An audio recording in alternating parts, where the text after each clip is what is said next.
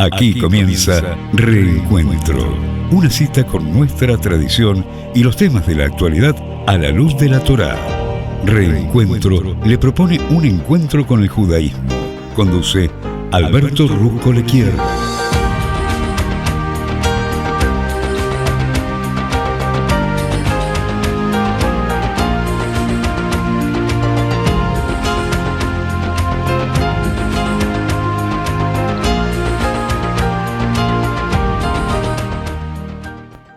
Bueno, aquí Alberto Ruscoliquier les habla y les da las gracias nuevamente a todos ustedes por estar acompañándome aquí en Reencuentro, un programa que hacemos con todas ganas, con todo amor, con todo cariño, desde Radio High, la FM 96.3, nuestra radio, para que bebamos y profundicemos en los exquisitos e inagotables manantiales de sabiduría de la Torá, para tratar de salir de este encuentro mucho, pero mucho más ricos que cuando lo hemos iniciado.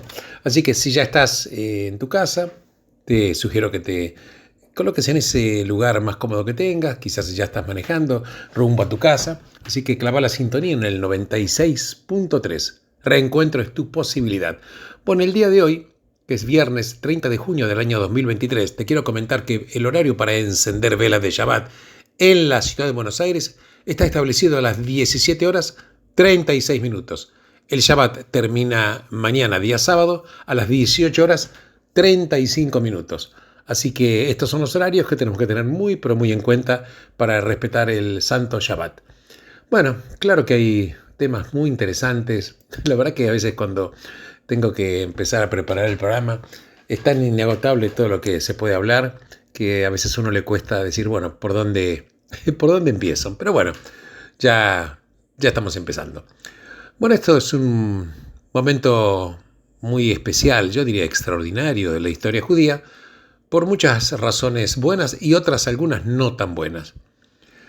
Por primera vez en casi 4.000 años tenemos soberanía e independencia en la tierra de Israel y tenemos también libertad e igualdad también en la diáspora. Ha habido también un tiempo diferente en la historia, otros tiempos, quizás breves, en los cuales los judíos tuvieron una cosa o la otra, pero nunca ambos simultáneamente. Nunca había simultáneamente libertad e igualdad, independencia, etc. Esa es la buena noticia. Pero la noticia no tan buena es que el antisemitismo retornó en un tiempo de plena memoria viviente del Holocausto. El Estado de Israel aún está rodeado de enemigos. Hay muchos países que lo aíslan, pero es la única de todas las casi 193 naciones cuyo derecho a existir es constantemente cuestionado y sometido a amenazas. Bueno, dicho esto, puede llegar a ser un buen momento para estudiar y reexaminar las palabras que figuran en la porción de la Torá de esta semana, que es la Parashá, la porción de esta semana, que están expresadas por el profeta pagano Bilaam, que para muchos parece ser el resumen muy, muy preciso de la historia judía y de su destino. Veamos. Está escrito: desde los picos de las rocas los veo, desde las alturas poso mi vista sobre ellos. Es un pueblo que vive solo, no reconociéndose como uno entre las naciones. Esto está escrito directamente en la Parashá y en el libro de Números. Por supuesto, hubieron discusiones. Vos sabés que hubieron dos diplomáticos israelíes del siglo XX. Uno era Jacob Herzog y el otro era Naftali Lavie, que dicen que estos versos identifican el sentir del pueblo judío después del Holocausto y el establecimiento del Estado de Israel. Jacob Herzog, era hijo de uno de los jefes rabínicos de Israel y hermano de Jaim, que fue presidente de Israel. Fue director general de la oficina del primer ministro hasta que falleció en el año 1972. La otra persona, Naftali Lavie, era sobreviviente del Holocausto y también ocupó un cargo de cónsul general de Israel en Nueva York. Y él vivió para ver a su hermano Israel Meir Lau ser nombrado gran rabino de Israel. La verdad que hay escritos de Herzog. Pero bueno, para ambas personas el texto expresa algo muy particular y muy singular del pueblo judío. Porque, dicen, expresa, por un lado, el aislamiento, por un lado, y el desafío y la resiliencia por el otro. Porque aunque ha soportado la oposición y la persecución de algunas de las más grandes superpotencias, el pueblo judío sobrevivió a todas. Claro, sin embargo, dado el retorno del antisemitismo, vale la pena reflexionar sobre ciertos textos y sobre una interpretación muy particular que lo dio un decano de la Yeshiva de Volozhin, que era Naftali Zvi Yehuda Berlin, que había nacido en Rusia, que lo interpreta de esta manera. Dice, cuando integrantes de otras naciones se exiliaron y asimilaron a la cultura dominante, encontraron respeto y encontraron aceptación. Pero con los judíos resultó totalmente lo contrario, porque en el exilio, cuando los judíos permanecieron fieles a su fe y a su modo de vida, pudieron vivir en paz con los vecinos gentiles. Pero cuando los judíos intentaron asimilarse, fueron despreciados y fueron denigrados. Entonces, el texto, ¿cómo debería leerse? Un tratadista dice, si es un pueblo contento de estar solo, como está escrito, y fiel a su identidad distintiva, entonces podrá vivir en paz.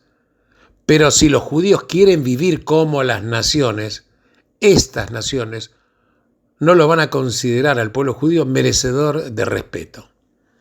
Claro que esto es una afirmación muy importante, porque esto fue expresado en Rusia en los finales del siglo XIX. Y claro, sabemos que en esa época muchos judíos rusos se habían asimilado y convirtiéndose al cristianismo, muchos de ellos.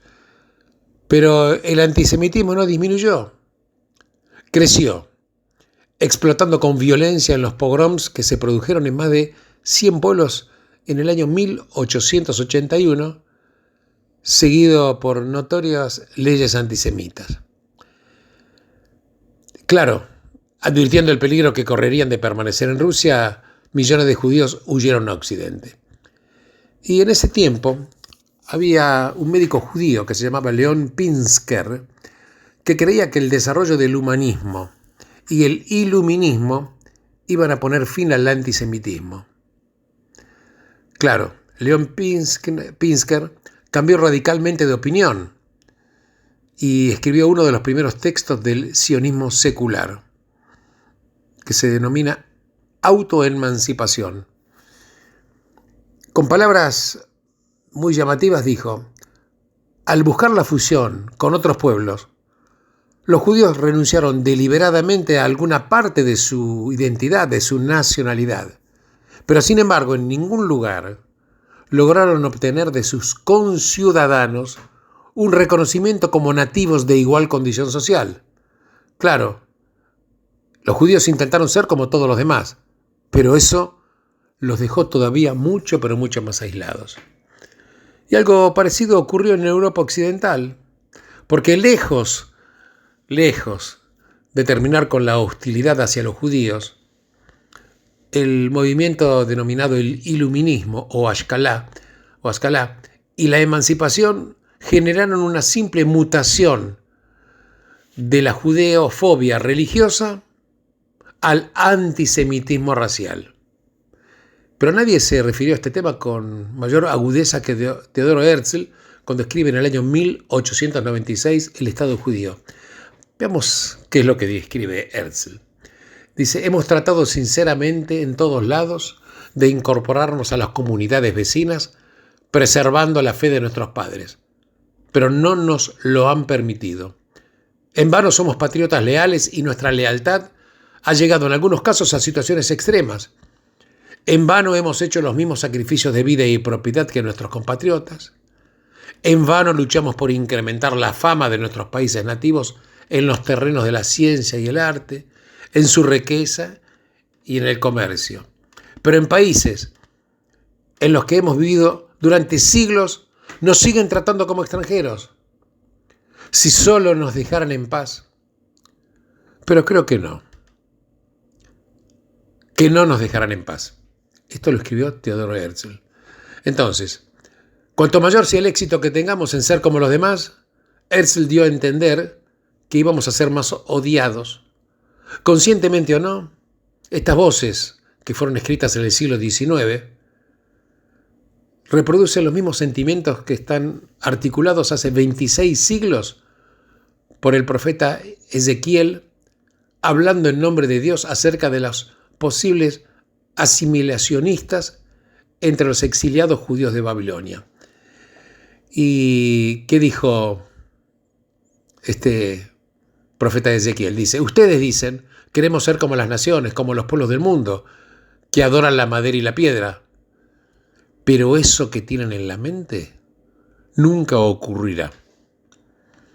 Claro, el antisemitismo es uno de los fenómenos más complejos de la historia del odio y no es fácil ni se puede simplificar.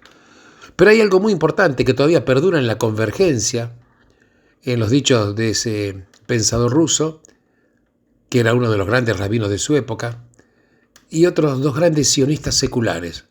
Uno era Pinsker y otro era Herzl, pese a las diferencias que tenían en otras áreas. Porque la asimilación no es el remedio contra el antisemitismo. Si no sos querido por lo que sos, no vas a ser querido por pretender lo que no sos.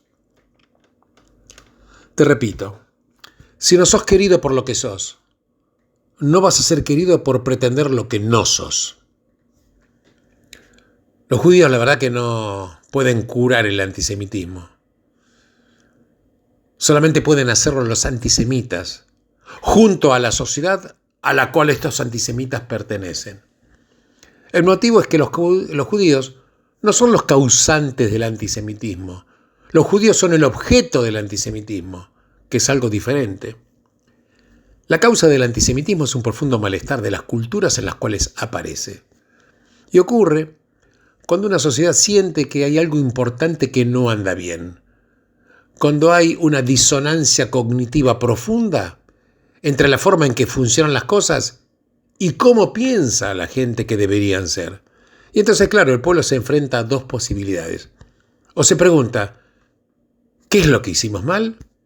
Y comienza entonces el pueblo a cambiar las cosas. O también el pueblo puede preguntarse, ¿quién nos hizo esto? Y ponerse a buscar un chivo emisario. Y claro, siglo tras siglo, los judíos fueron tomados como chivos emisarios por eventos que nada tenían que ver con ellos. Desde las plagas y el envenenamiento de los pozos de agua en el medioevo, hasta las tensiones internas que hubieron en el cristianismo. También la derrota de Alemania en la Primera Guerra Mundial, la baja productividad de muchos estados islámicos de la actualidad, etc. Porque el antisemitismo es una enfermedad que no puede ser curada por los judíos. Y es también malvado.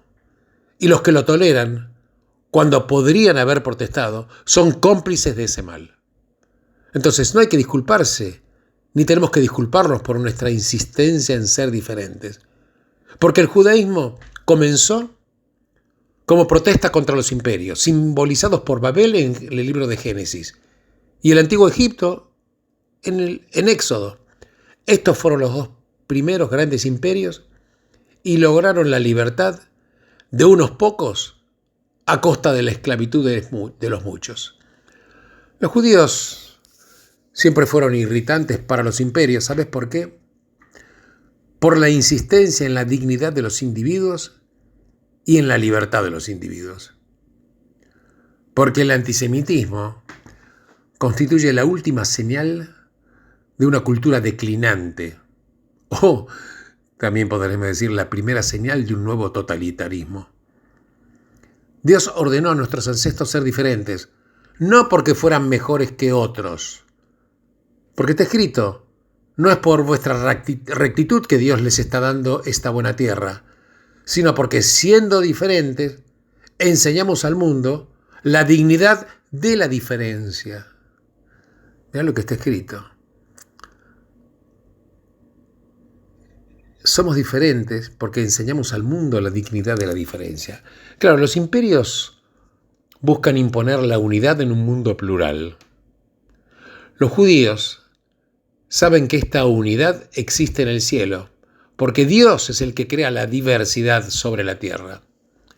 Claro, hay una diferencia fundamental entre el antisemitismo de hoy y el de sus precursores en el pasado. Hoy está el Estado de Israel, no hay que temer lo que experimentaron los judíos en esa desastrosa conferencia de Evian-le-Bain del año 1938, en la cual las naciones del mundo cerraron las puertas a los judíos y los judíos ni siquiera tenían un centímetro cuadrado que pudieran considerar su hogar. Hoy, claro, existe el Estado de Israel. Y el Estado de Israel sirve también para fortalecer a los judíos y al propio Israel. Es por eso que el antisemitismo no es solamente malvado, sino que el antisemitismo es autodestructivo, porque el odio destruye al que odia. Nunca se ganó nada en tomar a los judíos o a cualquier otro grupo como chivos expiatorios por pecados propios. Repito, nunca se ganó nada en tomar a los judíos o a cualquier otro grupo como chivos expiatorios por los pecados propios. Nada de esto disminuye la seriedad con la cual tenemos que emprender, junto con otros, la lucha contra el antisemitismo y toda otra forma de odio religioso o racial. Pero algunas palabras siguen vigentes. No hay que abandonar nunca nuestra característica distintiva. ¿Sabes por qué? Porque es lo que nos hace lo que somos.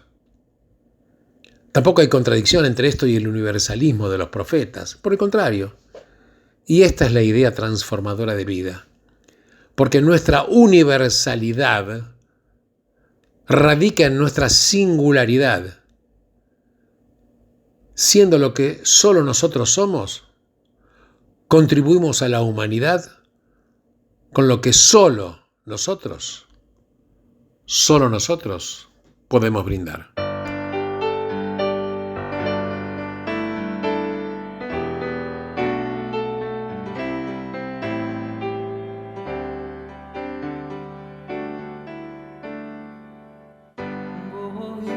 Shalom, tere bala, gam besimcha ubetzala,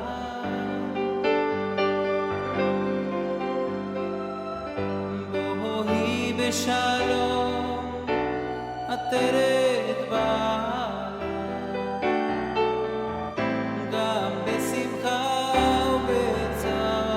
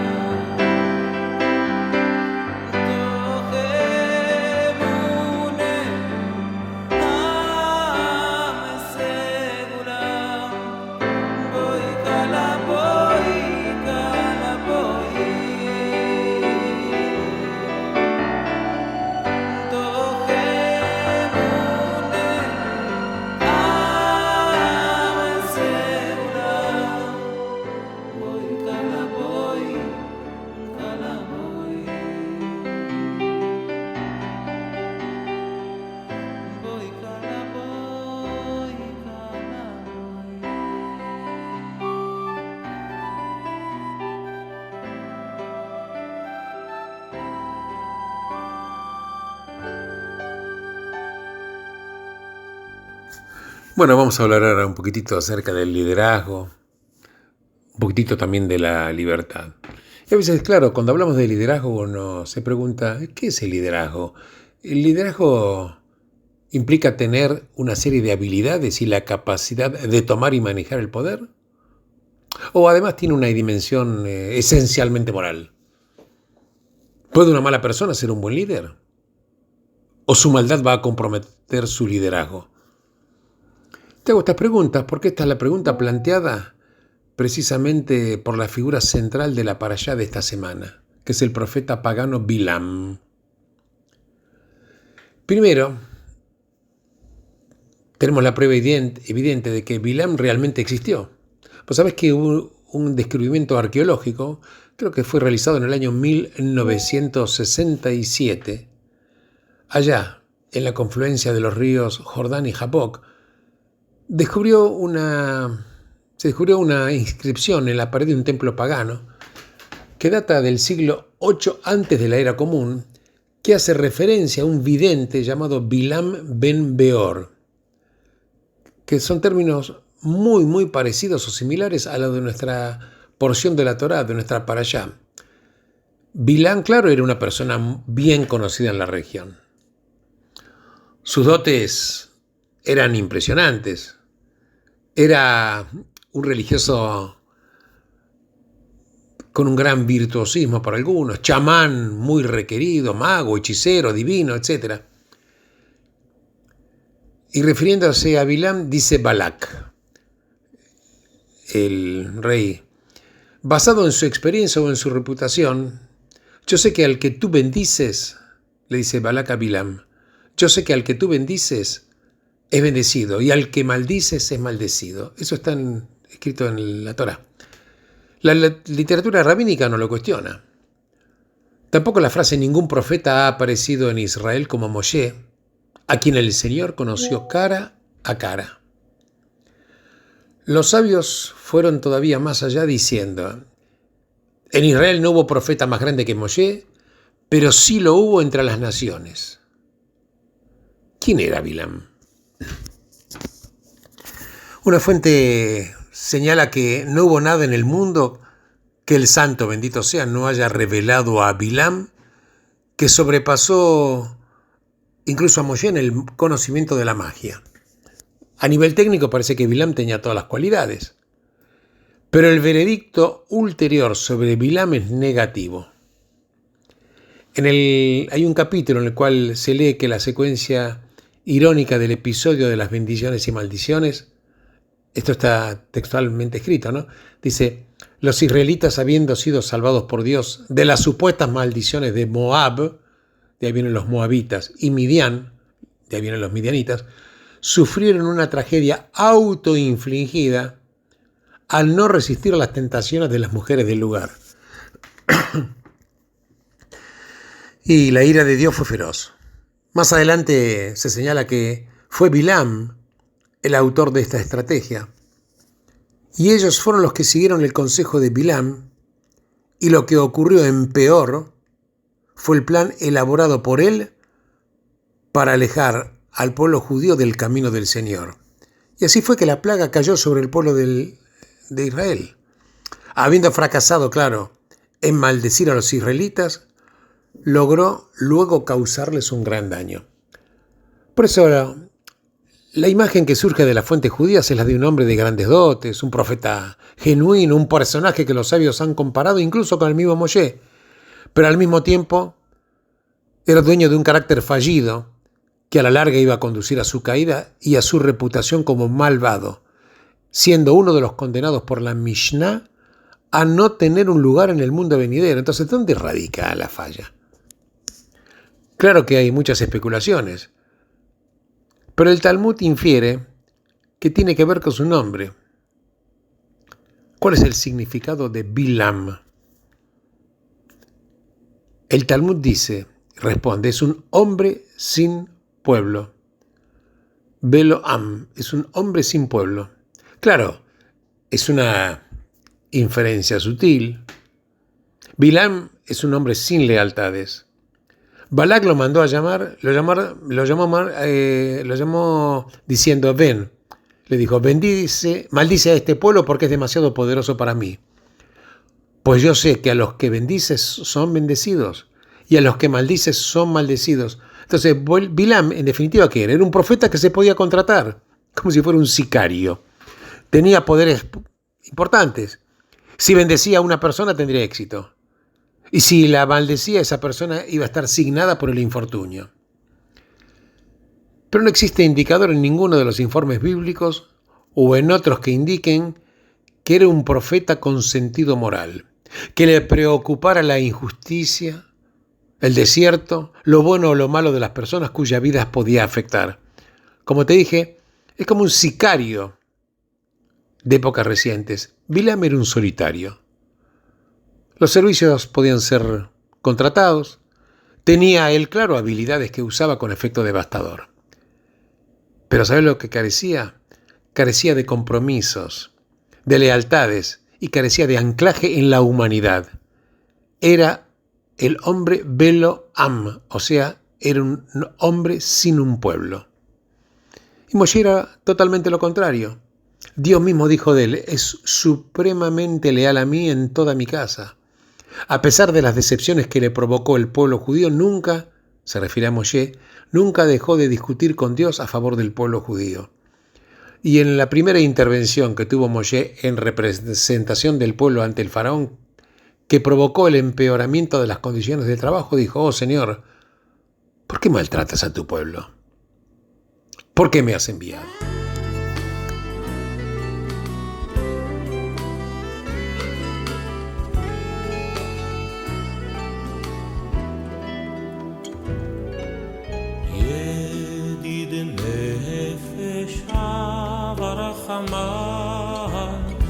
ידיד נפש ורחמה בשוכב דך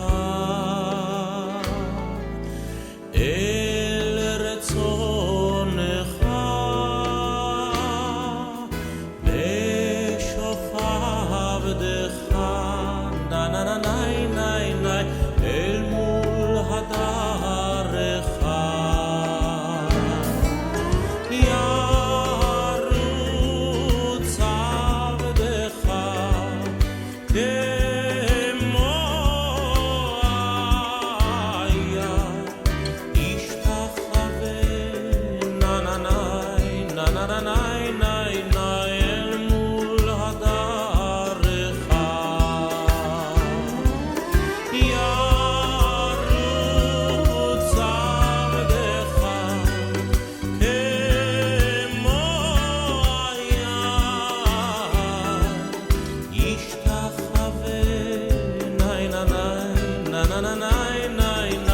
אל מול הדרך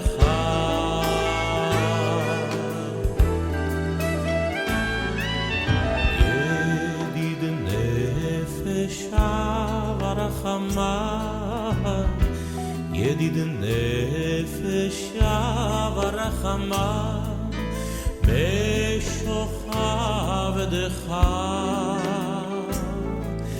אל רצונך בשוכב דך נה נה נה ניי ניי ניי אל מול הדרך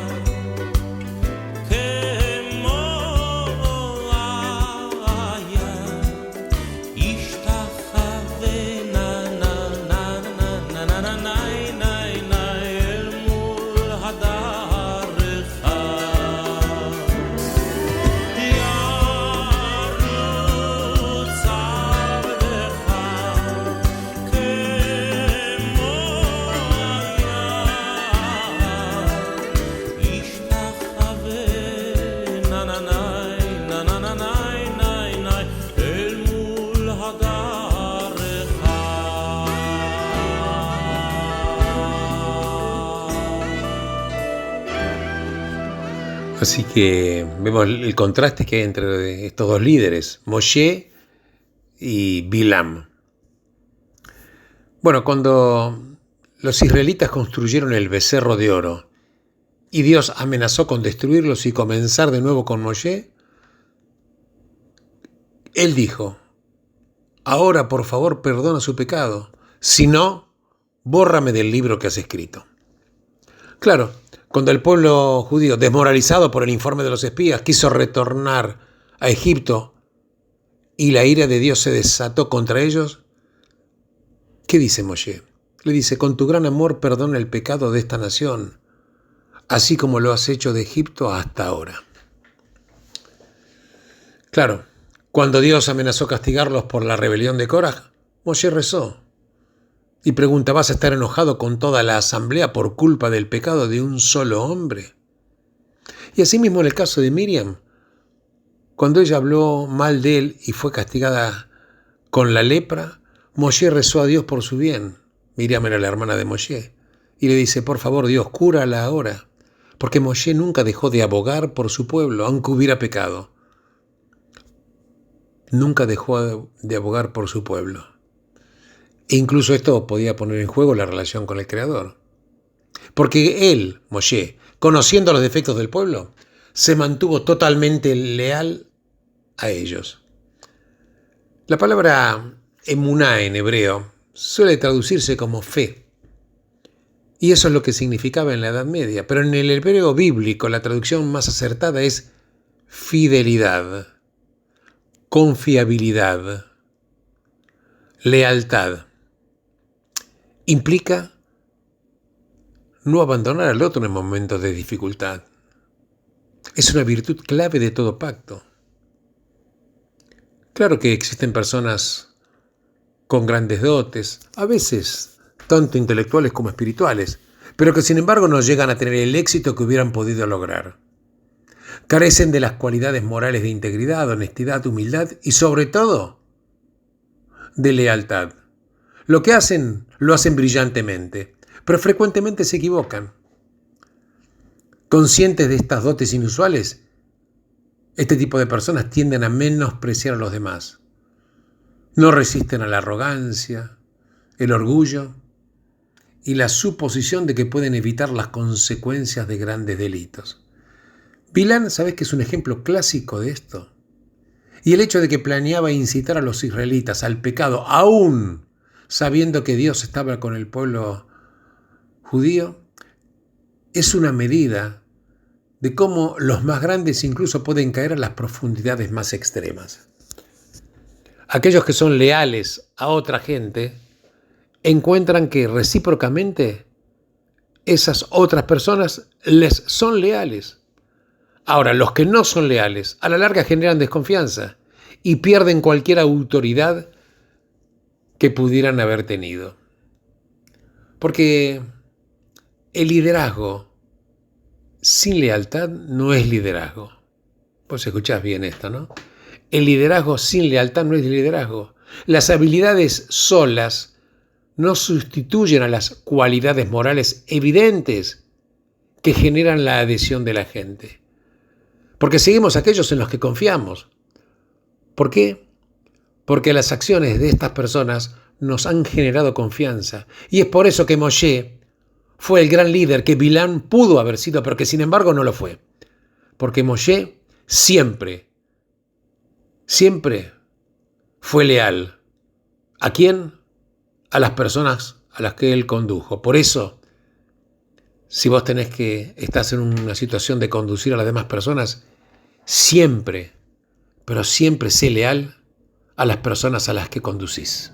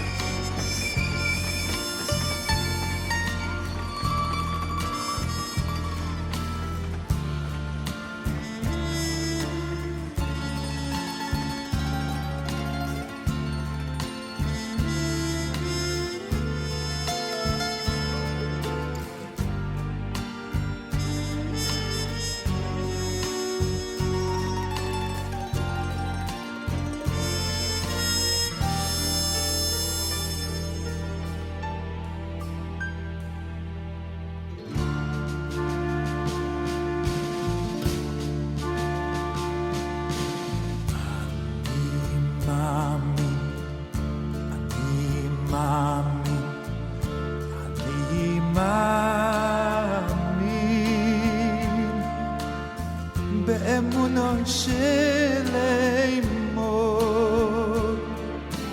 בביאס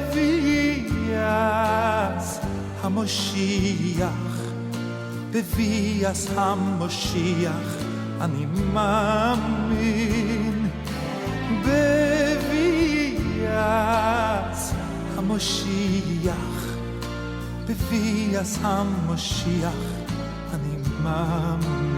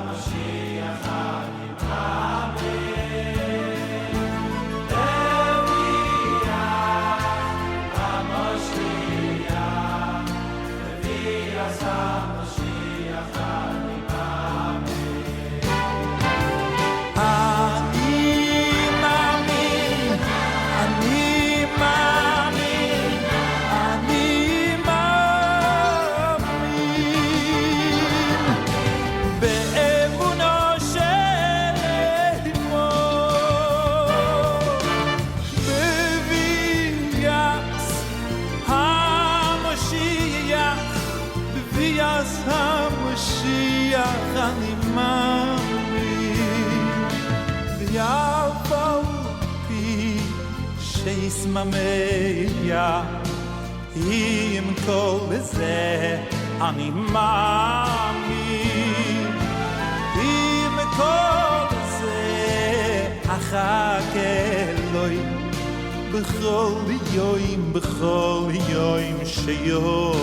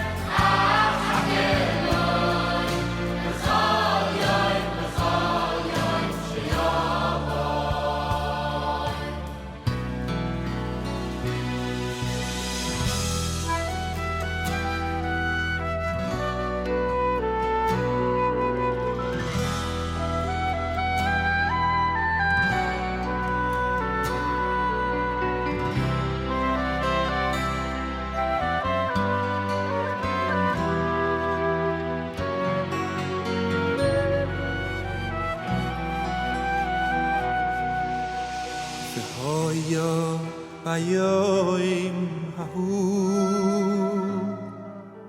והויו ביום ההוא יתוקע בשויפר גדול יתוקע בשויפר גדול ובואו העבדים בארץ אשור והנידוחים בארץ מצרים והנידוחים בארץ מצרים והשתחוו לשם בהר הקודש בירושלים והשתחוו לשם בהר הקודש בירושלים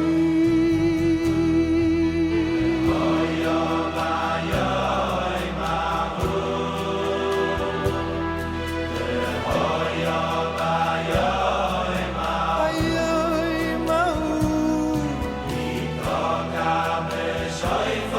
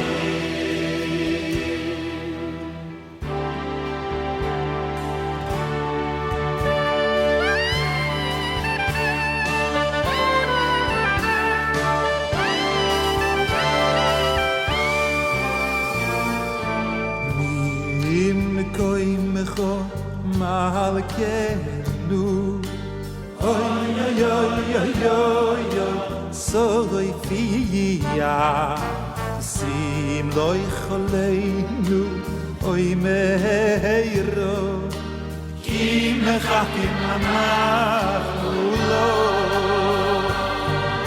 oy mosai tim loy beti oy oy oy oy oy oy oy me koroy oy oy oy oy oy koroy yo me yinu li hoy lo eti ishkoy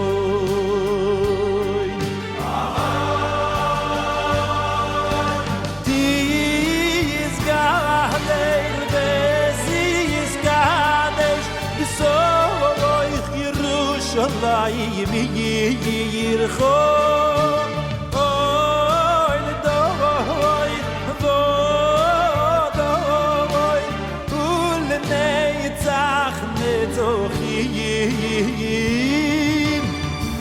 veyeneinu sireno mal khuse yom mut tshire yuzecho alidei david mashiach tzidkecho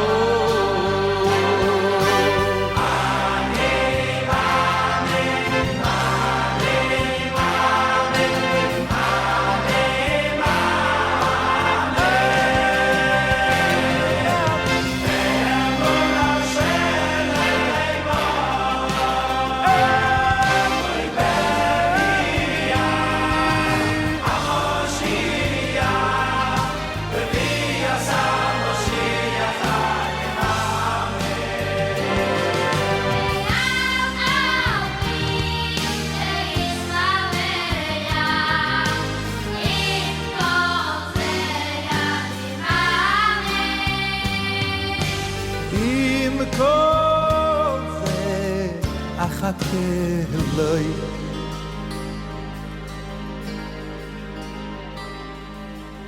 im koze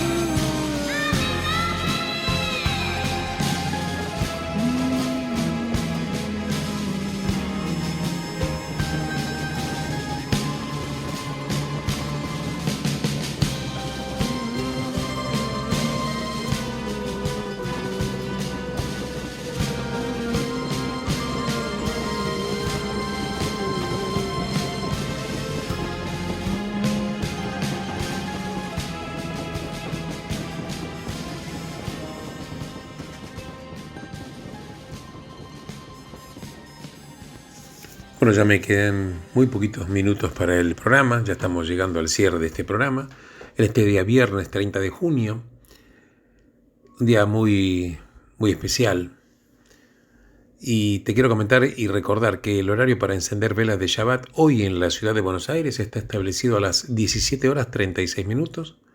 El Shabbat concluye mañana a las 18 horas 35 minutos. Por supuesto que hemos charlado temas importantes, ¿no? ¿Cuántas veces hemos nosotros discutido con personas y entre nosotros con gente que decía, bueno, hay que asimilarse, nos van a respetar, no tenemos que marcar la diferencia? Y precisamente hay que marcar la diferencia. Somos un pueblo diferente, no porque seamos mejores. Tenemos nuestra propia especificidad para dar al mundo. Y precisamente es lo que tenemos que cuidar, absolutamente. Porque la verdad es que el secreto es convivir en la diversidad, no en la uniformidad. Convivir en la diversidad y no en la uniformidad. Yo les agradezco a todos ustedes por estar escuchándome ya como hace mucho tiempo. Y en el día de hoy les mando un abrazo enorme. Shabbat Shalom, Ume Boraj, y benditos sean todos ustedes en el lugar en el cual se encuentren.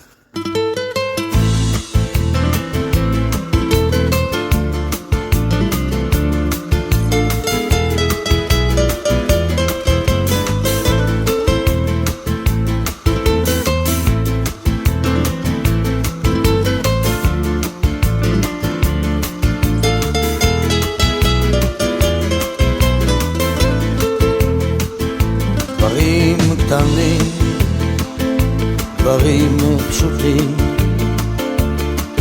וקצת הפתעות באמצע הדרך, זמנים חולפים ומשתנים.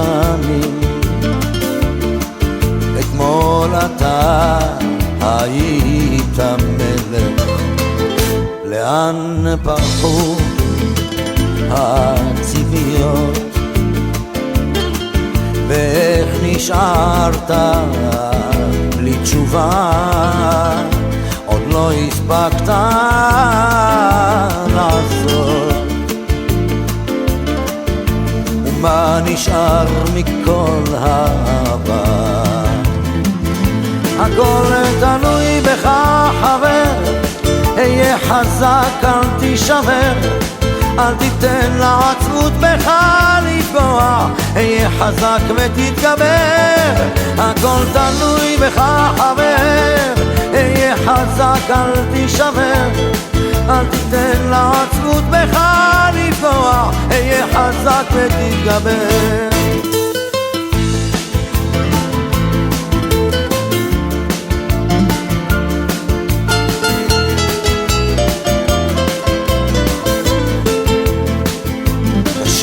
לראות אך לפעמים גלגל נסגר באמצע הסיפור, ואין כבר כוח לגופך יותר למשוך. יכולת לוותר אבל לך אסור. הכל תלוי בך חבר, היה חזק אל תישבר, אל תיתן לעצמות בך לפגוע, היה חזק ותתגבר. הכל תלוי בך חבר, היה חזק אל תישבר, אל תיתן לעצמות בך לפגוע, היה חזק ותתגבר. המסקנה חבר, אסוף את כל הכוח, קל יותר לדבר כשהפחד משתחרר. למרות הכל אתה מבין שזו הדרך, היה חזק חבר, היה חזק. הכל תלוי בך חבר, היה חזק אל תישבר, אל תיתן לעצמות בך לפגוע, היה חזק ותתגבר. הכל תלוי בך חבר, היה חזק אל תישבר, אל תיתן לעצמות בך לפגוע, היה חזק ותתגבר.